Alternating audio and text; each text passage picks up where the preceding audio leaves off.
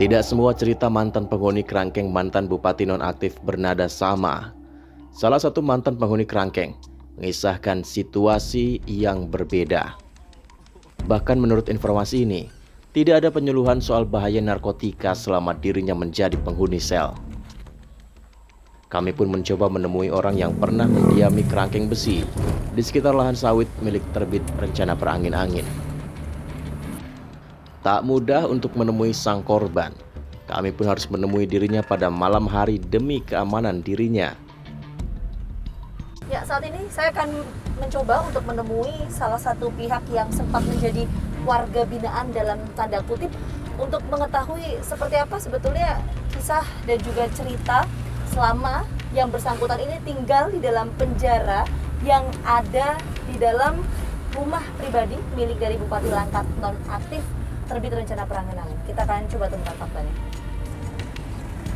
Tidak hanya itu, tempat bertemu sang korban pun sengaja kami rahasiakan.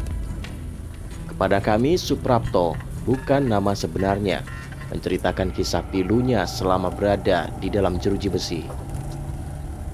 Sudah bersama saya saat ini Bang Suprapto. Iya, Bu. Saya harus menyamarkan nama yang bersangkutan untuk kenyamanan dari narasumber saya malam hari ini. Jadi Bang Suprapto ini, pemirsa, merupakan salah satu warga binaan dalam tanda kutip yang sempat tinggal di dalam penjara yang ada di rumah dari Bupati Langkat nonaktif terbit rencana perangin-angin. Bang Suprapto, apa kabar? Baik, Bu. Baik. Bang Suprapto ini sempat tinggal di penjara milik Bupati Langkat nonaktif. Betul itu? Saya masuk tanggal 6 bulan 6 itu yang masuk pertama, Bu. Oke. Nah, Bang, ini kan Bang Suprapto sudah 2 kali masuk sana ya? Iya, Bu. Untuk yang pertama itu yang di tahun 2021 di bulan Juni ya? Iya, Bu. Itu kasus apa ya Bang ya, kok boleh tahu? Kalau itu kasus narkoba, Bu. Oh, yang pertama itu kasus narkoba. Iya, Bu. Ketika ada di tempat itu, di jeruji besi ya Bang ya, Bang Suprapto sempat tidak mendapatkan penyuluhan soal narkotika misalnya? Tidak ada, Bu. Tidak ada sama sekali? Tidak ada, Bu. Pemeriksaan kesehatan? Itu belum tentu sama sekali 2 minggu pun belum tentu datang ke situ, Bu. Itu dicek urinnya dulu nggak? Tidak, Bu. Oh, tidak? Tidak sama sekali, Bu. Oke, nah setelah itu berhasil keluar itu gimana akhirnya? Memang karena diperbolehkan keluar dari pihak sana atau gimana? Tidak, Bu. Karena saya itu dari tahun 2021 itu, Bu, saya hanya melarikan diri, Bu. Oke, nah masih ingat nggak Bang, pertama kali masuk ke sana tuh prosesnya gimana? Kalau awal masuk dari pertama, Bu, saya itu yang pertama itu habis saya dipukul juga itu, Bu. Sama? Sama yang kalapas itu, Bu. Berapa kali Anda mengalami hal seperti itu? Kalau itu ya kalau dibilang saya dipukuli ada 10 kali di dalam kereng itu. Itu kemudian itu dia tunggu setelah 2 minggu kalau udah sembuh dalam kerangkeng itu, Bu, baru bisa kerja, Bu. Jadi yang Anda alami ketika di sana bagaimana? Maksudnya ketika Anda juga bekerja di sana?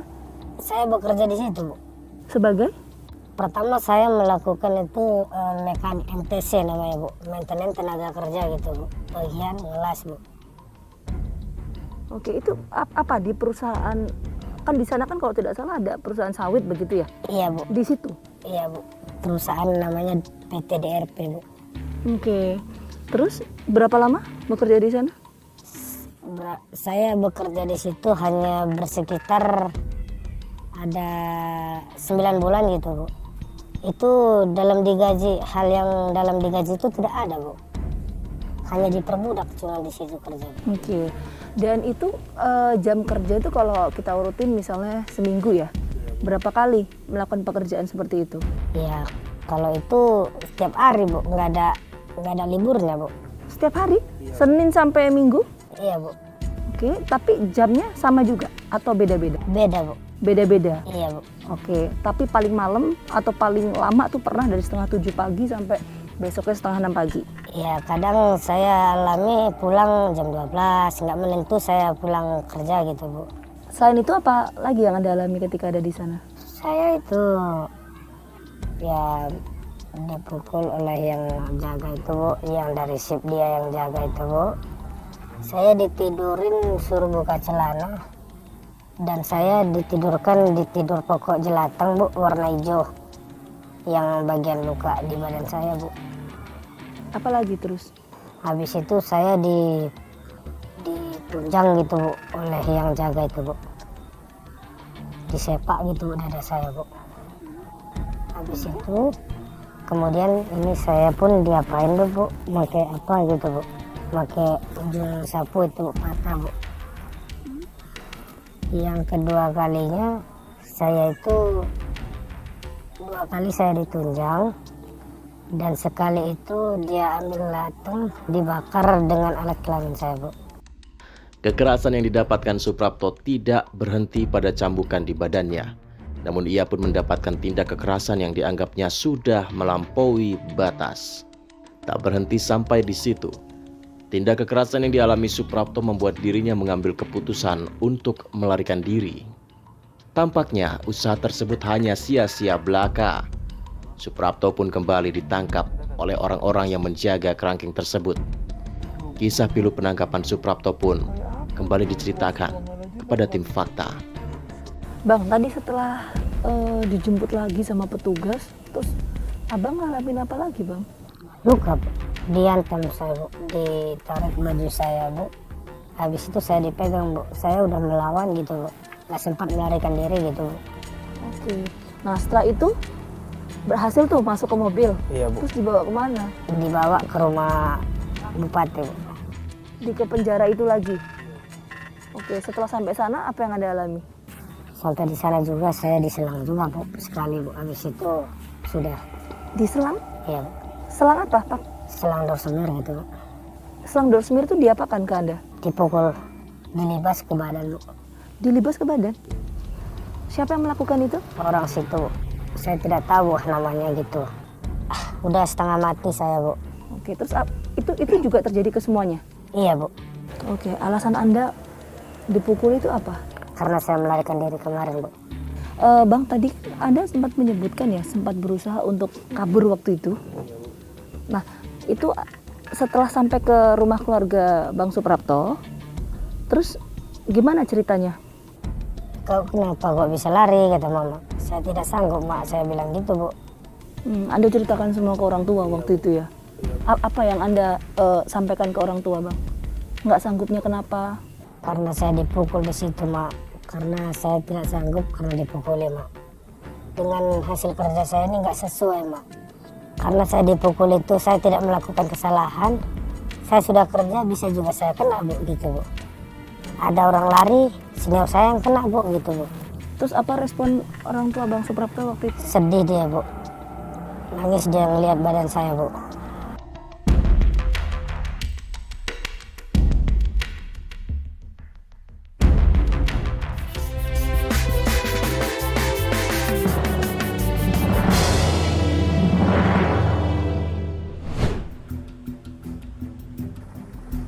Pendapat yang sama juga disampaikan penghuni lainnya. Sebut saja Parman, nama samaran. Menurutnya hidup dalam kerangkeng sangat berat. Selain mendapatkan penyiksaan fisik, tekanan mental dari sesama penghuni juga sangat luar biasa. Itu sebabnya Parman memilih kabur meski baru 8 hari berada dalam kerangkeng tersebut.